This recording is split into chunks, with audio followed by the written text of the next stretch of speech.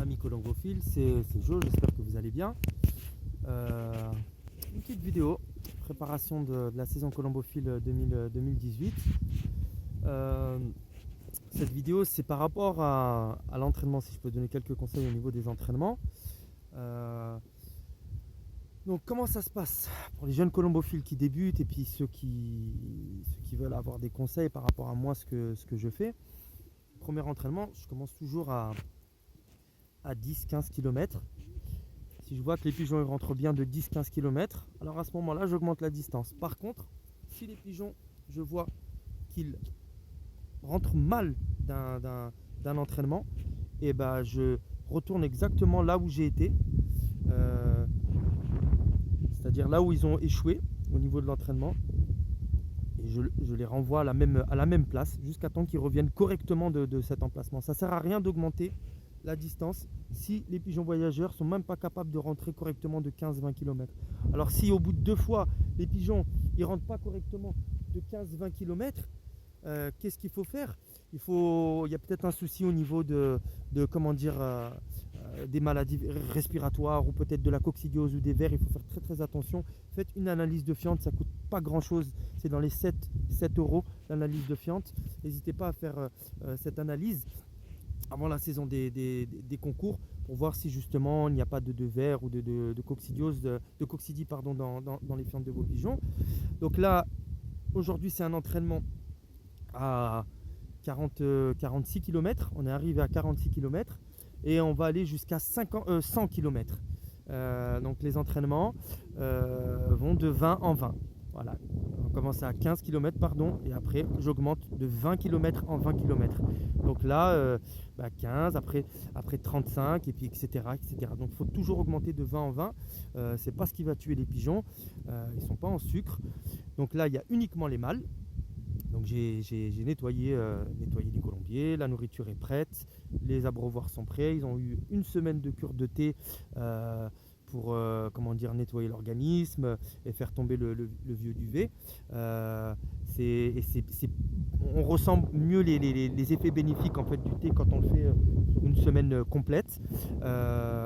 Voilà, donc c'est pour ça que je l'ai fait toute la semaine. Les traitements ont été faits, les vaccins ont été faits et on prépare cette saison correctement. Les pigeons ils sont pas prêts, ils sont pas comme je souhaiterais qu'ils soient en main et puis au niveau du plumage, mais c'est pas grave, on n'est qu'au mois de mars. De toute façon les premiers concours c'est des concours de vitesse, hein. Ces concours là m'intéressent. On va faire sorte de mettre les pigeons en condition et en forme d'ici le 7 avril, et quand bien même s'ils ne sont pas prêts le 7 avril, ils seront prêts peut-être le 14, la semaine d'après ou la semaine d'après, mais doucement mais sûrement. Pour l'instant l'alimentation reste vraiment très très simple, il n'y a rien quoi, il n'y a pas de glucose, il n'y a pas y a rien quoi, c'est vraiment très très simple. Et puis on a hâte de pouvoir jouer et puis de pouvoir c'est une coupe du monde. Chaque concours c'est comme une coupe du monde où comment dire, on joue contre plein de colombophiles.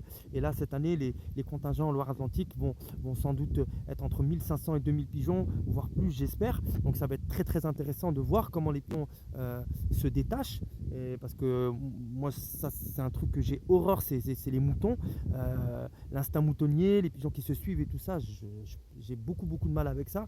Donc je préfère vraiment avoir des pigeons vraiment qui décrochent et qui détachent, et pour ça alors il faut vraiment des pigeons en condition, en bonne santé, dans un colombier vraiment sec et aéré, et des pigeons vraiment prêts quoi, au niveau du bréchet. On le voit au niveau de comment dire, de la circulation sanguine, au niveau de la forme. On voit quand c'est vraiment, les poitrines sont roses, elles ne sont pas bleues. Voilà, il y a le grain de thermomètre que j'appelle qui monte au fur et à mesure de la montée de forme des pigeons.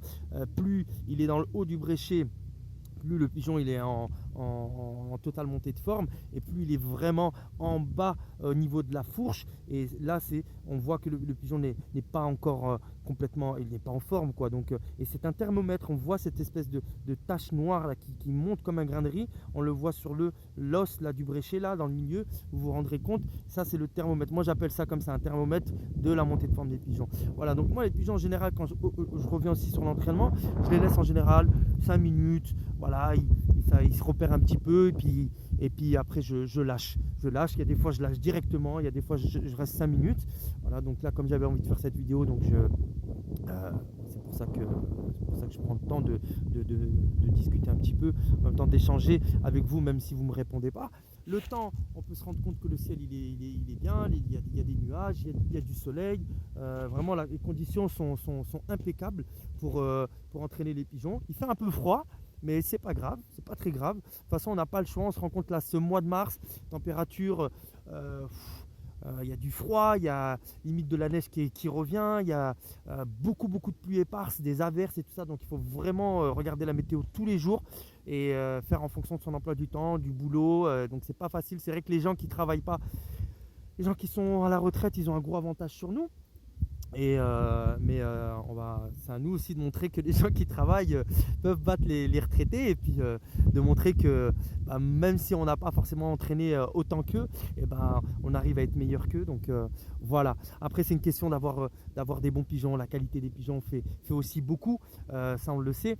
Il n'est pas possible que le Real Madrid ou Barcelone soit au niveau où qu'il est actuellement, c'est-à-dire au niveau des joueurs du FC Barcelone ou du Real Madrid. On voit bien, ils sont hyper bien managés, c'est des joueurs, on peut les mettre sur n'importe quel terrain. Ils ont le foot en eux, c'est inné, donc ils ont cette qualité mais incroyable.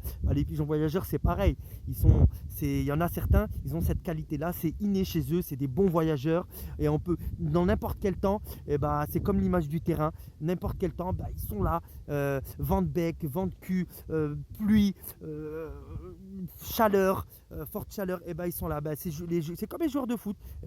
Dans n'importe quel terrain, tu mets Cristiano Ronaldo ou Messi ou Neymar, ou voilà, ils vont jouer parce que ils ont ce talent-là. C'est-à-dire, c'est vraiment des bons joueurs. Voilà. Donc ça, c'est l'image que je donne. Moi, je fais beaucoup d'images entre l'être humain et le pigeon.